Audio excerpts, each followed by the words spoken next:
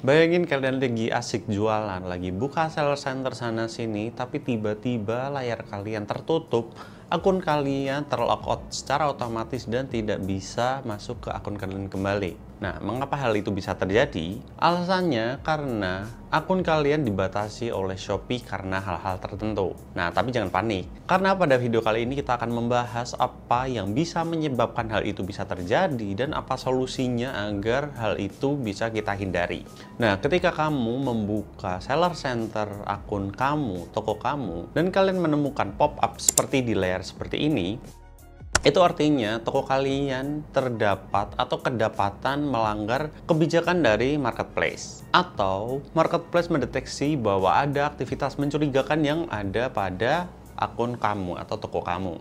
Nah, penyebabnya apa? Sebenarnya ada banyak sekali penyebab mengapa hal ini bisa terjadi. Tapi yang paling sering dirasakan atau dialami oleh para seller ada 3 hal. Yang pertama, salah memasukkan harga produk. Nah, ketika kamu memasukkan harga yang salah pada produk kamu, kemudian produk tersebut ada pembelian, karena harga yang salah, alhasil kamu meminta pembeli untuk membatalkan pesanannya. Nah, hal itu terdeteksi di marketplace sebagai pelanggaran. Misalnya kamu ada produk yang harusnya harganya 100.000, tapi ternyata kamu salah input menjadi 10.000, kemudian kamu meminta pembeli membatalkan pesanannya. Nah, hal itu bisa terdeteksi oleh marketplace karena kamu dianggap memanipulasi. Dan hal tersebut merupakan pelanggaran kebijakan dari marketplace, khususnya Shopee. Yang kedua yaitu mengarahkan si pembeli untuk melakukan transaksi secara manual atau di luar sistem yang ada di marketplace. Nah, hal ini biasanya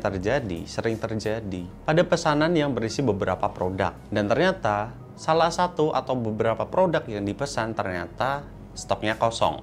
Nah, kemudian yang biasanya terjadi, mereka, pembeli dan penjual, biasanya akan melakukan pengembalian dana yang sudah masuk ke pembeli melalui transaksi di luar marketplace. Nah, secara otomatis atau tidak kalian sadari, sistem marketplace tersebut akan mendeteksi hal tersebut melalui fitur chat yang ada di marketplace. Nah, kemudian hal apa yang akan terjadi? Bisa saja akun kalian akan ditinjau, bahkan mungkin bisa dibatasi oleh marketplace tersebut, meskipun kalian tidak bermaksud untuk melakukan pelanggaran. Yang selanjutnya, yang ketiga adalah menggunakan bahasa yang kasar di fitur chat. Ketika berjualan, pasti kita banyak sekali menemui berbagai macam customer yang berkunjung ke toko kita. Nah, ketika kita berbisnis, apalagi kita menjual barang, pasti kita menemui orang yang menyebalkan mungkin, atau yang bisa menguras emosi kita. Hal tersebut otomatis akan memancing emosi kita untuk mungkin secara tidak sengaja berkata kasar ke pembeli tersebut. Nah, ketika kita hilang kontrol dan secara tidak sadar kita mengeluarkan kata-kata yang kasar, maka secara otomatis sistem marketplace, fitur chat yang ada di marketplace akan mendeteksi kata tersebut dan bisa saja mengancam reputasi toko kalian. Karena apa? Karena ketika kita berkomunikasi dengan para pembeli, di marketplace, mereka menerapkan etika komunikasi yang harus dijaga dan harus diterapkan oleh para penjual kepada pembeli. Jadi bagaimana solusinya agar akun kita tetap aman dan tidak dibatasi oleh marketplace? Yang pertama, pastikan deskripsi mulai dari judul, harga, foto yang kalian masukkan di toko kalian sesuai dengan apa yang kalian jual, sesuai dengan apa keadaan produk yang kalian jual. Yang kedua, pastikan kalian melakukan transaksi hanya di sistem marketplace saja. Jangan pernah mengarahkan transaksi di luar sistem marketplace. Jadi, sesuai studi kasus yang ada di atas tadi, pastikan stok yang kalian jual sesuai dengan apa yang kalian input di stok di marketplace kalian. Jadi ketika ada pembeli yang melakukan pembelian lebih dari satu barang, stok kalian aman dan kalian tidak perlu melakukan transaksi ulang di luar marketplace. Yang ketiga, pastikan etika komunikasi yang kalian gunakan sesuai dengan ketentuan yang marketplace berikan. Tetap jaga komunikasi dengan baik, layani setiap pembeli dengan sabar, dan jangan melakukan atau menggunakan emosi ketika melayani para pembeli.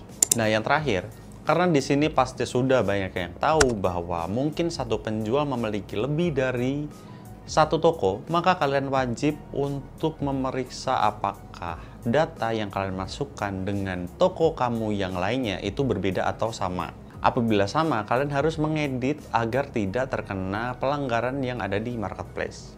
Nah, ini biasanya terjadi pada seller yang suka melakukan scrap atau salin toko, dan mereka tidak mengedit informasi yang seharusnya diedit agar terhindar dari pelanggaran yang ada di marketplace. Selanjutnya, pertanyaannya adalah, apa yang harus dilakukan ketika toko kita sudah dibatasi? Yang pertama, lakukan hubungi customer service marketplace tersebut melalui fitur live chat, dan kemudian sampaikan apa masalahmu secara mendetail. Yang selanjutnya, persiapkan dokumen yang dibutuhkan untuk mengatasi masalah tersebut. Nah, biasanya mungkin identitas dirimu, surat izin usaha, dan informasi-informasi mengenai toko yang kamu miliki. Kemudian kamu tinggal mengikuti arahan yang diberikan oleh si customer support tersebut agar masalahmu bisa diselesaikan.